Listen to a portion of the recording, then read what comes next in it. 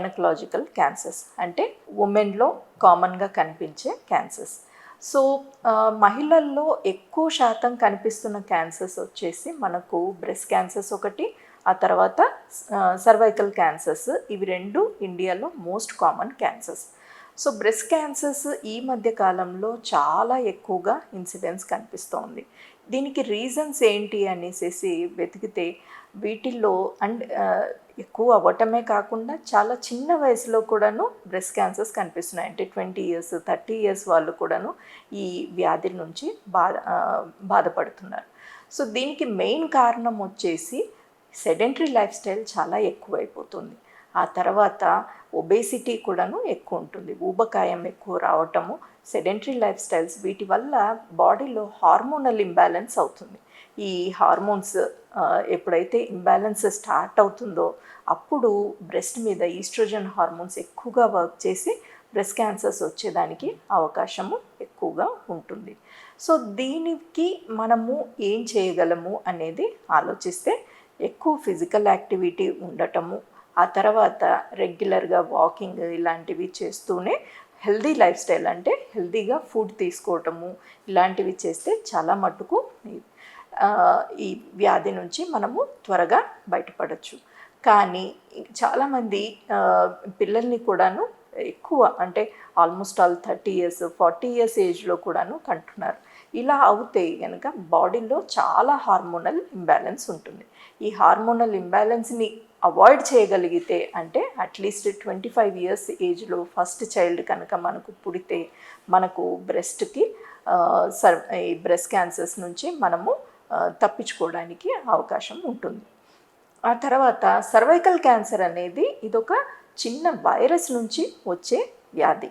అంటే ఇప్పుడు మనం ఇందాక మాట్లాడుకున్నట్టు బ్రెస్ట్ క్యాన్సర్లో ఎప్పుడైతే లైఫ్ స్టైల్ చేంజెస్ ఉన్నాయో అలా కాకుండా ఇక్కడ వైరస్ వల్ల క్యాన్సర్ వస్తుంది. సో ఈ హెచ్పివి వైరస్ అనేసి అంటాం.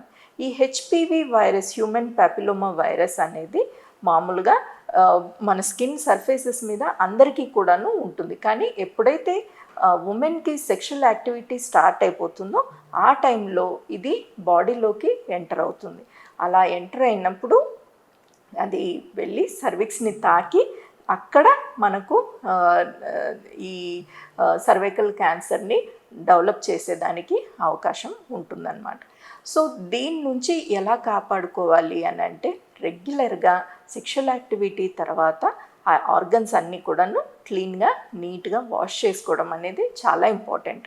అండ్ సాధ్యమైనంత వరకు బ్యారియర్ కాంట్రసెప్టివ్స్, అంటే కండమ్స్ కానీ ఇట్లాంటివి వాడితే కనుక దీనివల్ల చాలా ప్రొటెక్షన్ కూడా ఉంటుంది.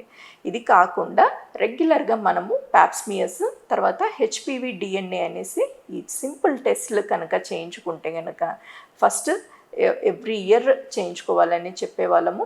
ఇప్పుడు ఈ మధ్యకాలంలో అట్లీస్ట్ 2 to 3 years వరకు మనము ఈ టెస్ట్ చేయించుకున్నా కానీ మనకు చాలా మటుకు బెనిఫిట్ ఉంటుంది. ఆ తర్వాత చాలామంది పేషెంట్స్కి క్యాన్సర్ అనేసి ఒక డయాగ్నోసిస్ రావంగానే ఒక రకమైన టెన్షన్, బాధ, అంటే ఇది తగ్గుతుందా లేదా, ట్రీట్మెంట్ సైడ్ ఎఫెక్ట్స్ ఏంటి, ఇలాంటివి చాలా టెన్షన్స్, అపోహలు ఉంటూ ఉంటాయి.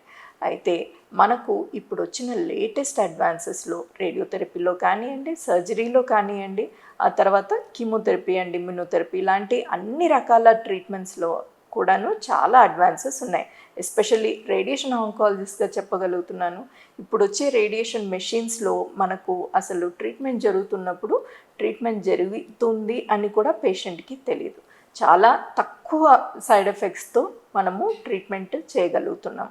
ఒక సాధ్యమైనంత వరకు డిసీజ్ రాకుండా కాపాడుకుంటే బెటర్, కానీ వచ్చిన తర్వాత కూడాను దీని గురించి భయపడాల్సిన అవసరం లేదు.